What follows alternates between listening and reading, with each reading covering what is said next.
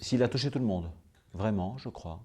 Parce qu'il a parlé avec les hommes de grande culture, il a parlé avec les hommes des autres religions, donc il a instauré un dialogue avec l'islam, il a approfondi les relations avec les juifs.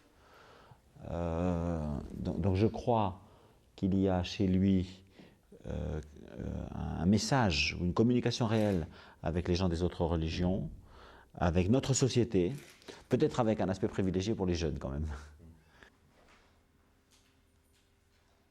Bon, il a pris beaucoup de mauvais coups, vous voyez, il a beaucoup souffert, il a été beaucoup critiqué, y compris dans sa propre chair.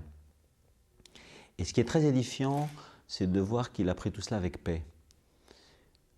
Vous voyez, un attentat qui est arrivé très tôt, au bout de 2 ans et demi de pontificat, il y a eu cet attentat sur la place Saint-Pierre.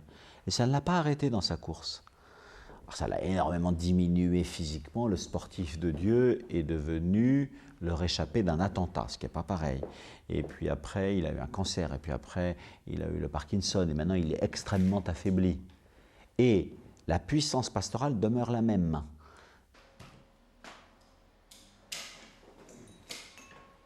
La fracture de la planète, c'est-à-dire qu'un des sujets les plus graves aujourd'hui, c'est que le monde semble coupé en deux. Donc ça, c'est quelque chose de très très grave. Et là, il faut que l'Église agisse pour arrêter cette course folle, si vous voulez, des pays riches qui veulent être de plus en plus riches ou de plus en plus puissants, et des pays pauvres qui sombrent dans le néant, dans la misère.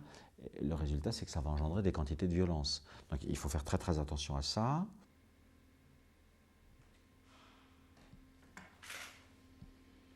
Pape, d'où qu'il vienne, sera accueilli avec foi. Ça, c'est pas du tout un problème. Vous voyez, si aujourd'hui le pape vient d'Allemagne fédérale ou du Burkina Faso, je pense que ça ne changera rien. Et que ce sera, de toute façon, il sera accueilli avec foi. Moi, ça m'est complètement égal. Ce que je sais, c'est que lui, il sera un serviteur de la justice et de la paix, de n'importe quel pays qu'il vienne.